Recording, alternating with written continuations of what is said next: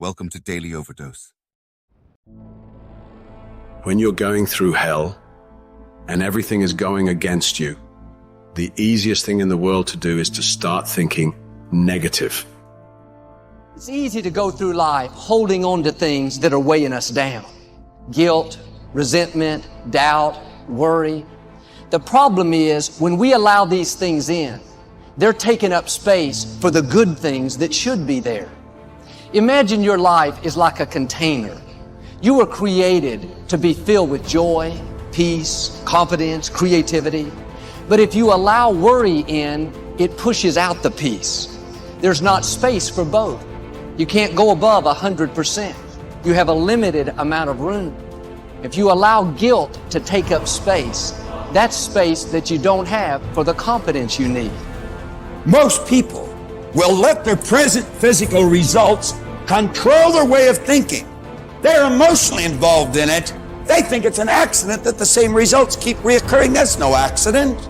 If you've got a financial problem, if you've got a cash flow problem, if you've got a marital problem, that's what most people concentrate on. If a doctor takes a photograph of your body and then tells you you're sick and shows you you're sick, what's the person concentrate on? Sickness. What's the photograph prove? The photograph proves that the person has been concentrating on something wrong to move their body into that vibration. What should they do? They should ask for help. Where does it come from? There's only one source, and they see perfect health, or they see prosperity. But the cynics don't believe this. It's a strange thing, the cynics don't get results either. Quit letting your present results control your thinking. Don't let life change your name. Don't let it change your name.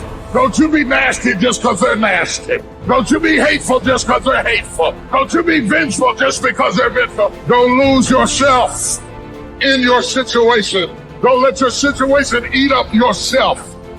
You got to get grounded. You got to train your mind to serve you. Meditation is one of the ways in which you can do that. Reading is one of the ways that you can do that. Listening to music is one of the ways that you can do that. Exercise is one of the ways in which you can do that. Things that you can do to still your mind, to clear your thoughts so you can think.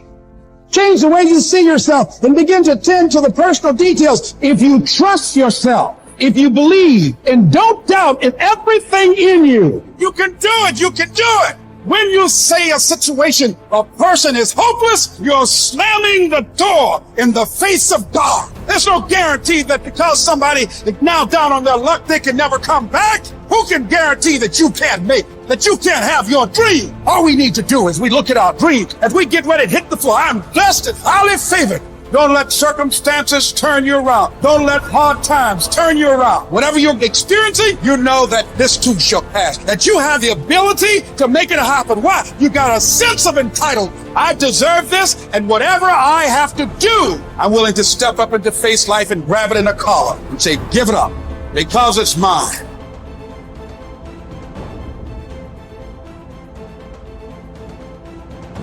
People think there is something called as negative thought and positive thought. They want to remove the negative thoughts and have only positive thoughts.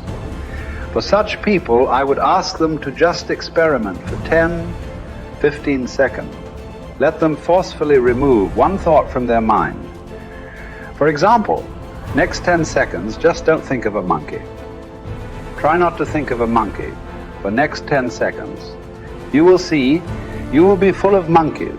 So what I am saying is, this is the nature of your mind, because in this mind, all the three pedals are throttle. There is no brake, there is no clutch. Whatever you touch, it will only go faster. In this kind of mind, people have been taught from moral teachers and religious teachers, do not think about bad things. Well, since then, it's been a full-time job. So there is no way you can handle the mind like this. This doesn't need any great enlightenment. If you spend 2 minutes with your eyes closed, you will realize you cannot do anything forcefully with this mind. So, I want to remove negative thoughts. Do not ever go in this direction, because what you want to remove will become your quality. Always you will be on it. So, what should I do? The thing is this: without understanding the fundamental mechanism of this mind, because our mind, human mind, is the most sophisticated computer on the planet. Even all the supercomputers have come out of this. When this is the case, is it not important that we understand the mechanics of how it functions? One simplistic aspect of how it functions is there are no subtractions and divisions in our mind. There is only addition and multiplication. If you try to do something with it, it will say one more. If you try hard, it will multiply into many more. In this mind, you don't try to identify what is positive, what is negative, and try to remove it. First of all, one needs to understand this mind of yours. This body of yours is supposed to serve you. The life that you are is important. Body and mind are vehicles that must serve us. If you sit in a vehicle, it must go where you want to go. If it goes to its own destination, what is the point of such a vehicle? It's just a nuisance. Right now, most human beings are, unfortunately, experiencing this fantastic possibility of human mind as a nuisance, as a troublesome thing. Well, this is the most beautiful thing you have. There is something called as you which exists. This is not a composite of all your thoughts and emotions and physiological processes. Beyond that, there is you. If you close your eyes, even if you cannot see anything, you're still there. It is through the window of your eyes that you are looking out. But if you close your eyes, it doesn't mean that you don't exist. You still exist.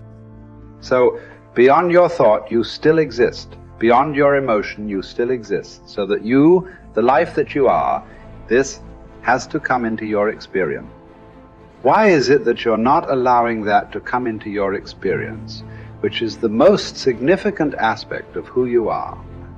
Who you are right now, the most significant aspect is you and me are alive right now. This is it. What I'm thinking, what you're thinking is not the important thing. We are alive right now. That is the important thing. So it is important that you focus on this fundamental sense of aliveness within you. And then you will see there is a natural distance between you and your thought process. Once there is a distance between your psychological process and your physiological process, this is the end of suffering. Because there are only two kinds of suffering that human beings go through: physical suffering and mental suffering. Once you create a little space between you and your mind, between you and your body, this is the end of suffering. This is something every human being has to experience and know, otherwise thinking, I will just remove negative thoughts and I will have positive thought. All the best, it's not going to work. 100% it's not going to work, because nobody can remove it. They can avoid it for some time. So when negative thoughts come, you say whatever you want, but this is just avoiding, it's not gone. The moment you stop that, it will pop back with great force. Otherwise, it will come back in your dreams. So it's very important. First of all, you need to understand your anger, your resentment, your fear, your anxieties, the negativity that you generate. Generally resentment, anger, it is always directed towards somebody. But we need to understand this is poisons that we are drinking and expecting somebody else to die. Fortunately, life doesn't work like that. If I drink poison, I die.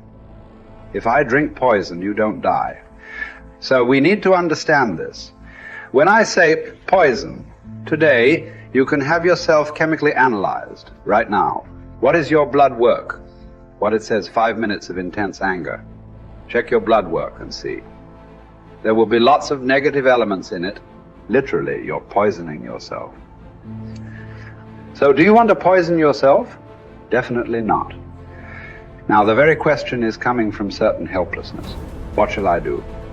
Don't do anything. Just sit back and just concern yourself with something which is the life process. Maybe your heartbeat, maybe your breath, maybe just the sensation of being alive. Depending upon how sensitive or how perceptive you are, accordingly, find something. It could be a sensation in the body, it could be breath, it could be heartbeat, it could be anything, something which indicates life to you. Just pay attention to that for some time.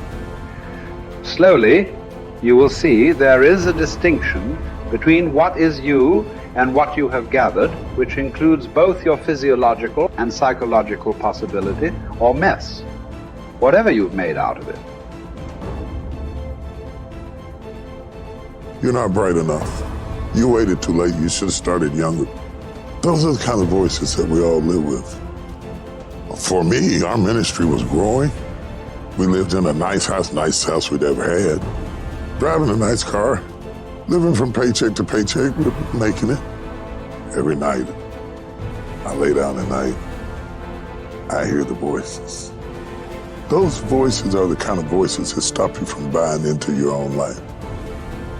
Stop you from enjoying the good times and believing that they will last. The anxiety and the pressure and the strength that it took to get from where you were to where you are doesn't go away, so you don't really believe it's yours.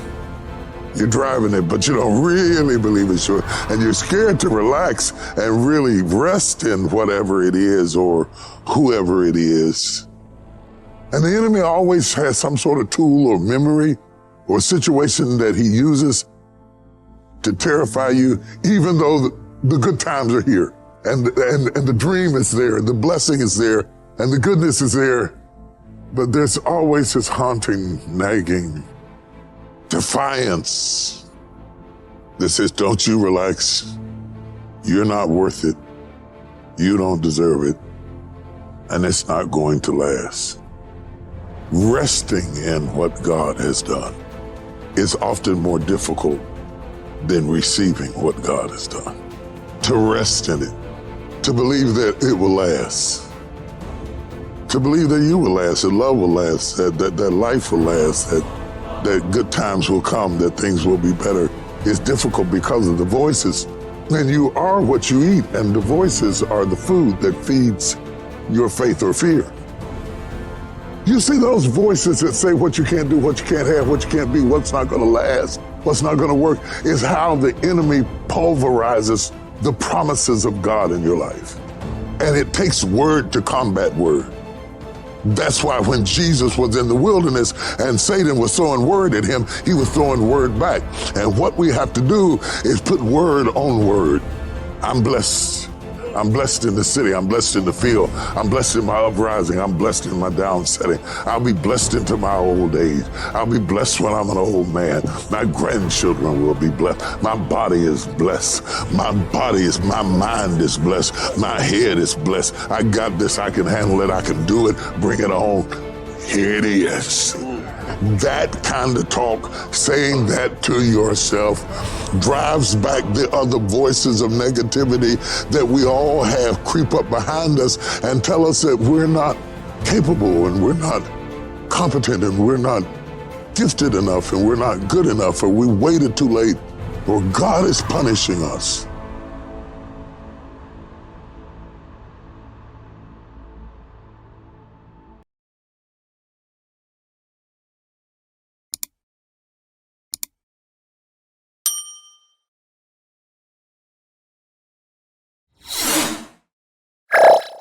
Thank you for watching our videos. Please like and subscribe to our channel so you won't miss another video.